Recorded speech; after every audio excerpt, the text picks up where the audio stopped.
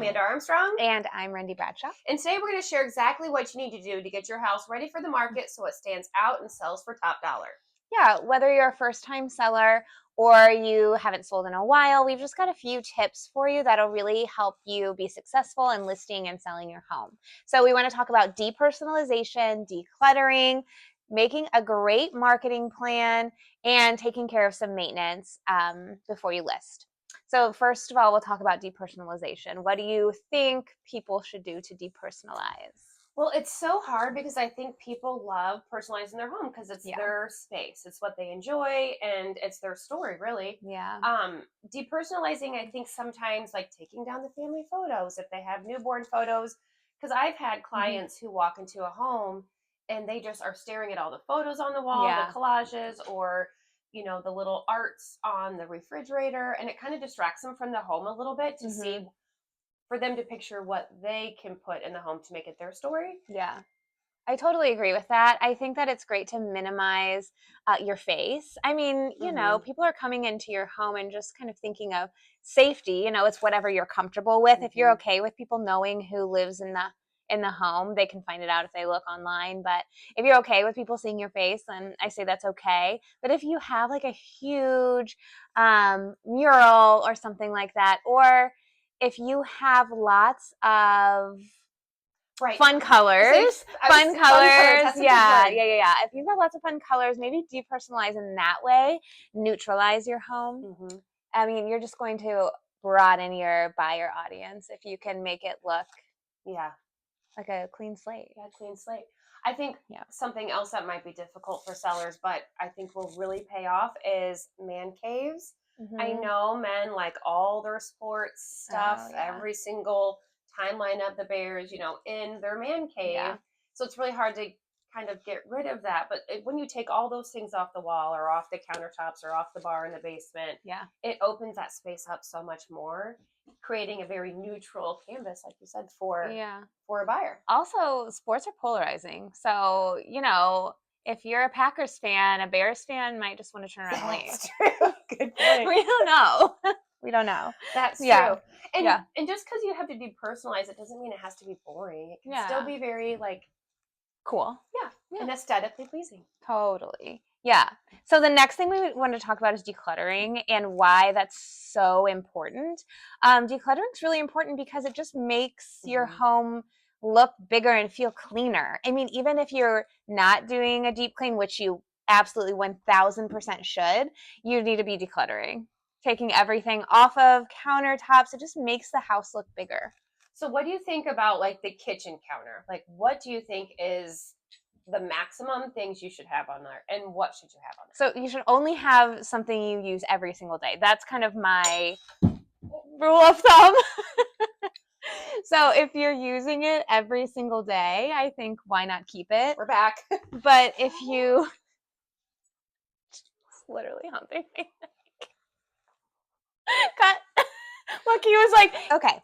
So the next thing we want to talk about is decluttering, and this is really important because lots of clutter will make a home feel smaller, and it really distracts from your home's features because that's kind of all people will focus on if they come into a house that just feels claustrophobic with clutter. Yeah. Do you think? So, yeah, I do. So I'm curious your thoughts on kitchen clutter. There's tons of things that people use, they like on their counters. Yeah. Whether it's a cute little Christmas decoration with the ladder and the towel and the candles. But when you're going to sell your home, what do you recommend on the counter? What should be put away? What do you think? I would say appliances put away. If you have a cute KitchenAid mixer or something like that, sure, that can be out there. It's kind of a decoration. But I mean, you don't need... Air fryers aren't cute. Your coffee maker might be okay, but definitely for photos, I would try to clear it off as much as possible, because what if you have a baker coming to look at your home that needs lots of counter space, and she's looking at this like, oh my goodness, there's no way I could use this because there's just not enough space. And even in my own home, I'm not selling my home, but clutter stresses me out on the countertop. If I come in there and kids have water bottles, the toaster's out. I mean, it's not relaxing. Everything has a place and everything should be in its place. Yeah. can we go back to the KitchenAid maker for a second? Yeah. Have you seen the like wood bowl ones? I love those, the Crate and Barrel. Yes, they're so pretty. I really, really wanted to get. Yeah. And I've seen them with a beautiful like sage green or like porcelain. Yeah. So if you have one of those, keep it out. Keep it out because the baker's gonna say yes. Yeah, they're gonna she be knows what she's doing, or he knows what he's doing. Yeah, yes, totally. He or she. So the next thing we want to talk about are closets. Okay. Do you want to declutter closets? I think so, because everyone wants closet space. So if you're living in a home and they can tell you've got a couple of kids and they have a couple of kids, if everything is packed to the max, they're going to think there's not enough space. Where are we going to put our stuff? Yeah, there's not enough space. I also feel like that is difficult to organize a closet to make it look usable versus, I mean, if they have all this stuff in their home and you're supposed to declutter and you throw it in the closet, under a bed, in the garage. So then you're cluttering those spaces there too. Sometimes maybe mom or dad might live in town. Maybe just put some stuff at their house for a little while. You could rent a pod space for, just while your home's on the market, because in today's market, it sells really quick. Yeah, I agree. I think that's good. What do you think about furniture? Like sometimes people have, I don't know, maybe like collectives and antique furniture, and they're all over the house, and they're very beautiful pieces. What do you think about that? I think you have to pick and choose what you're going to have in your home when you're listing. I think things can be beautiful, but not really serve a purpose. So you really want each room in your home to serve a purpose. And so if maybe you've got a beautiful curio cabinet that's antique and you love it, that's great. But not everyone has little knick-knacky things that they want to store. So that might not make sense in the living room. So maybe you just store it. Or, I like to talk a lot about pre-packing. So pre-pack a lot of your tchotchkes and things like that, and furniture pieces. Tchotchkes. Yeah. That's a fun word. Yeah. I think that's right. That's a good tip. So we talked about that. So the pack now, profit later. Yeah. That's kind of what we say is, I mean, you're going to have to pack it up eventually anyway. Some things that are not essential to everyday use is probably beneficial to pack it away, put it away. Yeah, totally, 100%. Yeah. So what about maintenance matters? That's our next topic. That's a big deal. Like really small repairs, like, someone's going to come in and they may or may not have home inspections. If you take care of a lot of little maintenance items, it really shows that you have pride in your home ownership. And it's that you're taking care of it along the way, not like, oh gosh, we'll take care of it with the home inspection. Like a leaky faucet or like if you've got some caulking that needs to be done around the tub. These are just little things that can really add up and feel overwhelming to a buyer, because buying a home can already feel like an overwhelming process. So if a buyer's walking through your home and they're just adding to the list of things that they need to do when they close on the house and move in, it might take a little bit of the magic away from them, honestly, for lack of a better word. You want them to like see this home and just be like, oh, like I can move in right now. All I need to do is set my suitcase on the ground and start making dinner. Yeah, maybe that's what we're looking for. Mattress for your first night's sleep too. Yes, and plug to follow us on Instagram.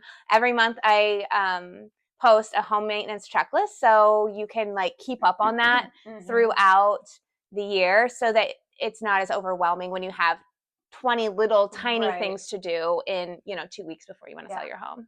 Let's talk about light bulbs for a minute. There's all different types of lighting. There's soft light, there's bright light, there's LED, there's yellow, there's white. If your light bulbs, this is something that I sometimes notice, if you have like can lights and some of the lights are like more of a soft, some of them are more like a bright white, they look a little different. And if you have a light bulb that's burnt out, a buyer might think, hey, this light does not work. There's something wrong with the electrical.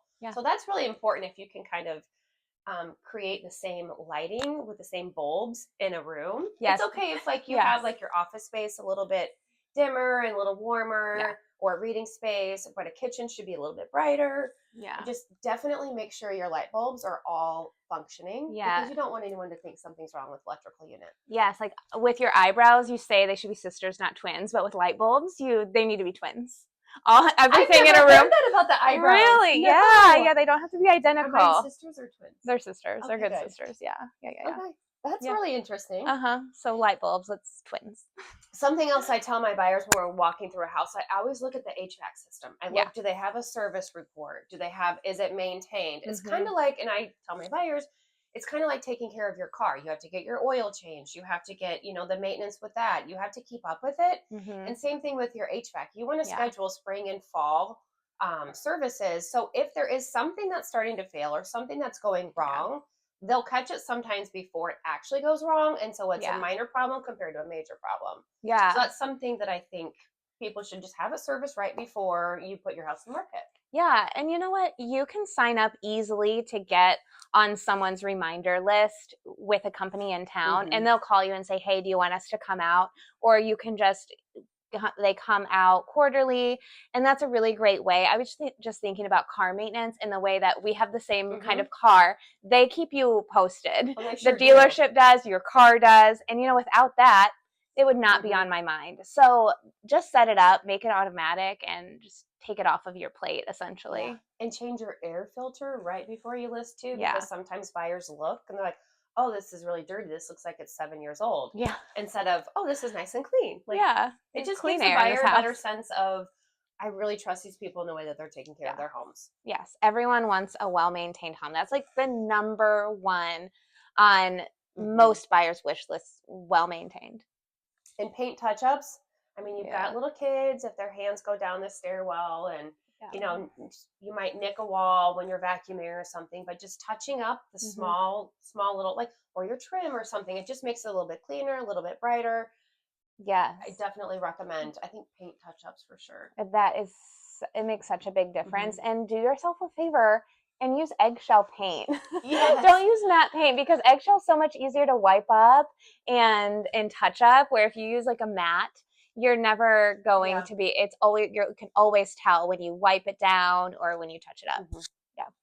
Yeah. So marketing plan. I think you and I are really, really good at marketing. That's something that I am very proud of, is our marketing. So creating a marketing plan for your needs is really, really important. Do you want to touch a little bit on what you think? Yeah. So I think that whenever I talk with my sellers, I kind of ask them what they love about living in the home. Even though they're getting ready to go, there's something that's not fulfilling all of their needs. But what did they love while they were here? Was it they loved the schools? Did they love that a park was nearby or that a restaurant was close by?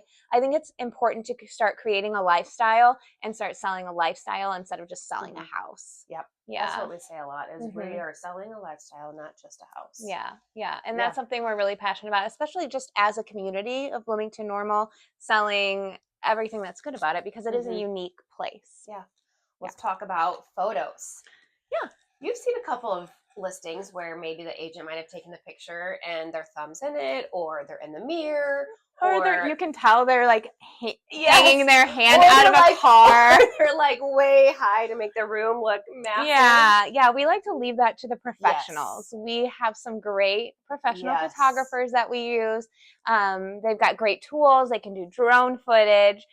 They can make videos for us. It really just depends on the house. If you have a great property, or you want to showcase that your neighborhood has like a clubhouse or something like that, we can do photos of that. But really, we just need to keep it to the professionals, turn all the lights on, open all the windows. Yes. Make it as bright as you can. Yes. And you're really good at staging. Like, I think that is probably one of your strong suits too when it comes to marketing your property. You were really good at that. And that's really important, because you want to stage the room on how you think a buyer might use it, not necessarily how you're using it. If you turn your formal dining room into like a home room or homework room or something like that. Yeah.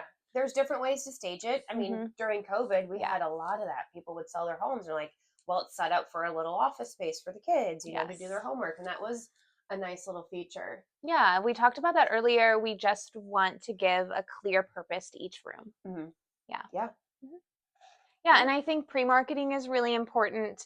So make sure you reach out to your agent, a little bit in advance, so that they have time to start. I mean, even word of mouth between agents is very valuable in pre-marketing.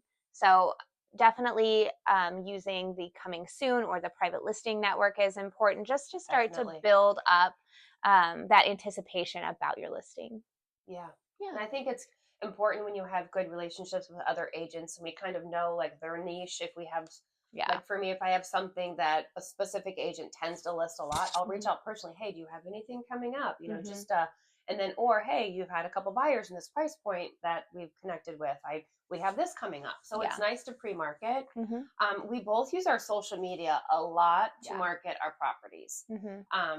Pre-marketing, during, you know, just highlighting it all over on all platforms. We do TikTok, we do Instagram, we do Facebook. I have not ventured. You do LinkedIn too sometimes, and the threads, Instagram threads, which honestly I really don't understand Instagram threads really, but I mean it kind of goes out there sometimes. I'm like, why did I post that and it went there? But it's all right. Learning, you know, we're learning. Yeah, we're learning all the news trendy things. Yeah, we just wanted to get it out to as many people as possible. And it's really helpful when you as a seller will share the posts that we as your agents make on social media, because chances are that you know someone that wants to live where you live. That's a very valid point. That's really good. Yeah. And I think that's all we've got today for getting your house ready to list. But we've got some fun rapid fire questions. Yes, I think. This is probably my favorite part. I know. Okay, Rhendy, what's the most mom thing you have done during a showing? Gosh, probably remind people to take off their shoes. When it's raining outside, or to put on their booties. I'm like, oh, honey, take off your shoes. They're dirty. That's a good one. Yeah. That's a good one. Yeah, what about you? What is the most mom thing I've ever done? I would say probably take off your shoes, but maybe more like use your inside voice or a quiet voice, because if they have recording devices inside, it's like, hey, we probably should just not talk about this right now. Yeah. Or maybe have them, my other mom thing is, let's refocus on our wants and needs versus, you know, they're kind of all over the place. Sometimes refocusing and getting back to actually what you really need. Same thing with the kid. Okay, let's refocus. Or, you know, even if they bring children, reminding them like, oh, those aren't your toys, honey. Or, you know, like, don't jump on the bed, things like that. Because you want the parents to kind of really be able to hone in on what they want. And if they brought their children, I mean, your kids have to come with you, then we want them to be able to like hone in. And so we kind of play that role. Okay, so showings or the school pickup line, which is more chaotic? Oh my gosh, the school pickup line. Well, it depends which school. Because I will say the high school is a nightmare. That pickup line. No one, all these teenagers zooming out. They don't let you in the line to like, it's like a zipper, guys, zipper. Yeah, and it's really, the elementary schools are just great. They get you in and out. There's no problem. But once you get those teenagers in the high school pickup line, I tell you what, it's much more chaotic. Funny story about that. One time, when Amalia, my oldest daughter, got her permit, she was driving, and we pulled out, and she was so nervous. She's probably going to kill me that I'm saying this. She floored the minivan, and it squealed the tires leaving the parking lot. It was she was so hot rodding around in the minivan. Yeah, that was awesome. Good for her. Real estate lessons you hope your kids learn from you. Oh my gosh.